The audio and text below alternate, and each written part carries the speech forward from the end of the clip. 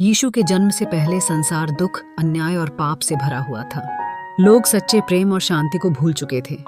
भविष्यवक्ताओं ने पहले ही कह दिया था कि एक दिन परमेश्वर एक उद्धारकर्ता भेजेगा जो लोगों को अंधकार से प्रकाश की ओर ले जाएगा। लोग उसी मसीहा की प्रतीक्षा कर रहे थे। मरियम और यूसुफ नाजरेत नगर में मरियम नाम की एक युवती रहती थी।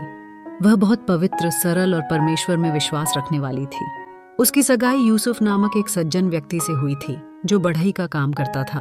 एक रात मरियम के पास स्वर्गदूत जिब्राइल आया और कहा कि वह परमेश्वर की शक्ति से एक विशेष पुत्र को जन्म देगी। मरियम डर गई, लेकिन उसने परमेश्वर की इच्छा को स्वीकार किया। यूसुफ भी पहले उलझन में था, पर स्वप्न में स्वर्गदूत ने उसे सब समझाया। बेथलेहम की यात्रा उस समय राजा के आदेश से जनगणना हो रही थी, इसलिए मरियम और यूसुफ को बेथलेहम जाना पड़ा। लंबी और कठिन यात्रा के बाद जब वे पहुंचे तो उन्हें कहीं जगह नहीं मिली। अंत में एक गौशाला में मरियम ने यीशु को जन्म दिया। वह रात शांत थी, लेकिन आकाश में एक अद्भुत तारा चमक रहा था। चरवाहे और ज्योतिषी पास के खेतों में चरवाहे अपनी भेड़ों की रखवाली कर रहे थे। तभी स्वर्गदूतों ने उन्हें बताया कि उद्धारकर्ता का जन्म हुआ है। वे दौड़ते हुए गौशाला पहुंचे। दूर देश से 3 ज्योतिषी उस चमकते तारे का पीछा करते हुए आए। वे सोना, लोबान और गंधरस जैसे उपहार लाए। उन्होंने बालक यीशु को प्रणाम किया। राजा हेरोदेस का भय। जब राजा हेरोदेस को पता चला कि एक नया राजा जन्मा है तो वह डर गया। उसने बालकों को मरवाने का आदेश दिया, लेकिन स्वप्न में चेतावनी मिलने पर यूसुफ मरियम और यीशु को लेकर मिस्र चला गया। खतरा टलने के बाद वे नाजरेत लौट आए। यीशु बचपन से ही अलग थे। वे शांत, बुद्धिमान और दयालु थे। 12 वर्ष की उम्र में वे मंदिर में विद्वानों से धर्म पर चर्चा कर रहे थे। सभी उनकी समझदारी देखकर चकित रह गए। बपतिस्मा और सेवा की शुरुआत जब यीशु 30 वर्ष के हुए, उन्होंने यूहन्ना बपतिस्मा देने वाले से यरदन नदी में बपतिस्मा लिया। उसी समय आकाश से आवाज आई, यह मेरा प्रिय पुत्र है। इसके बाद यीशु ने जंगल में 40 दिन उपवास किया और फिर अपनी सेवा शुरू की।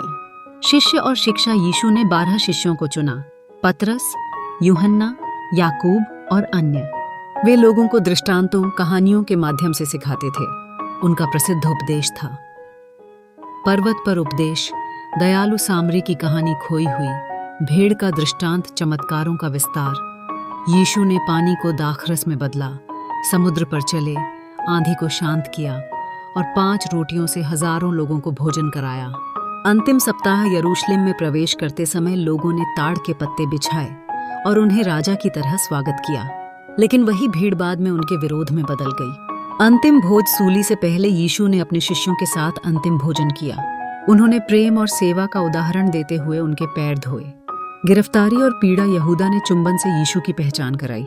उन्हें पकड़ा गया, अपमानित किया गया और झूठे आरोप लगाए गए। सूली और बलिदान। यीशु को कांटों का मुकुट पहनाया गया। सूली पर उन्होंने अपने प्राण दिए ताकि मानव। यीशु की कहानी हमारी आस्था का आधार है। उनकी लंबी यात्रा न केवल भौगोलिक स्थानों के बदलाव में होती है, बल्कि अपनी शिक्षाओं और चमत्कारों के माध्यम से भी। यह यात्रा हमें मानवता के प्रति करुणा और प्रेम की गहरी भावना सिखाती है। जब यीशु अपनी यात्रा शुरू करते हैं तो वे साधारण सा इंसान नजर आते हैं, लेकिन जैसे जैसे वे आगे बढ़ते हैं उनके कार्य लोगों को अचंभित करते हैं। बीमारों को ठीक करना, अंधों को देखने में मदद करना और भूखे लोगों को भोजन देना उनके जीवन का एक महत्वपूर्ण हिस्सा बन जाता है। वे ऐसे उदाहरण पेश करते हैं जो समाज के लिए प्रेरणा बन जाते हैं। कुछ समय बीतने के बाद यीशु अपने अनुयायियों के साथ अधिक से अधिक स्थानों का दौरा करने लगते हैं। उनकी शिक्षाएं सभी वर्गों के लोगों तक पहुंचने लगती हैं।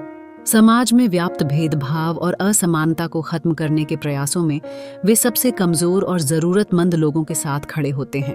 यीशु के चमत्कार केवल भौतिक चमत्कार नहीं हैं, बल्कि यह उनके शिक्षाओं की गहराई और मानवता के प्रति उनकी अनुकंपा का भी प्रतीक हैं। जब वे पानी को शराब में बदलते हैं तो यह केवल एक चमत्कार नहीं, बल्कि यह उस समय के लोगों के जीवन में खुशी और उत्सव का संचार करने का एक माध्यम है। उनकी यात्रा में मिलने वाले विविध अनुभव हमें दिखाते हैं कि कैसे एक व्यक्ति के दृष्टिकोण और कार्य पूरी मानवता को प्रभावित कर सकते हैं। यीशु के अनुयायी उनके मार्गदर्शन में एकजुट होते हैं और इसका प्रभाव दूर दूर तक फैलता है। आखिरकार जब यीशु की यात्रा समाप्त होती है तो वे अपने शिष्यों को यह संदेश दे जाते हैं कि प्रेम और करुणा का सार क्या है। उनका जीवन, उनकी शिक्षाएं हमारे लिए एक आदर्श बन जाती हैं, जो हमें सिखाती हैं कि हम सभी को एक दूसरे से क्या उम्मीद रखनी चाहिए। यीशु की यात्रा एक साधारण इंसान से लेकर एक महान नेता बनने की यात्रा है, जो हमें बदलने और सिखाने के लिए आई है। उनके द्वारा दी गई महानता और दिशा का अनुसरण करने से हम अपने जीवन को अर्थ और उद्देश्य दे सकते हैं।